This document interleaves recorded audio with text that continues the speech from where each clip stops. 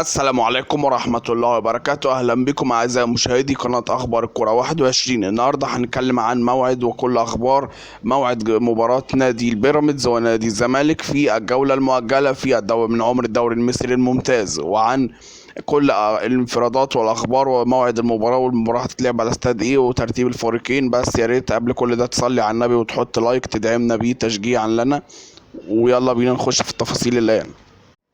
وبعد خسارة نادي بيراميدز بهدف مقابل لا شيء أمام النادي الأهلي، وفوز نادي الزمالك على نادي الداخلية بثلاث أهداف مقابل هدف، عفوا بهدفين مقابل هدف، يفوز نادي الزمالك على الداخلية.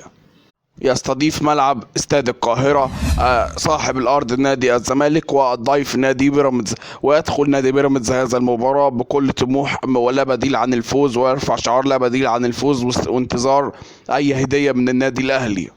وآخر مباراة جمعت نادي بيراميدز ونادي الزمالك كانت في كأس مصر، وهي انتهت بركلات الترجيح وفوز نادي الزمالك، أي حينما تألق اللاعب محمد عواد في حراسة المرمى وصد ركلات ترجيح. والمباراة ستكون في يوم 9، في الجولة 19 من عمر الدوري المصري الممتاز مؤجلة.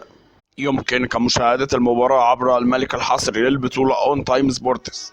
والمباراة ستلعب يوم الجمعة القادم 26 يوليو 2024 أو 26/7 2024. والمباراة في تمام الساعة 9 مساء بتوقيت مصر والسعودية وقطر واليمن والأردن. وشكرا لكم على حسن استماعكم، وألف شكر لكم.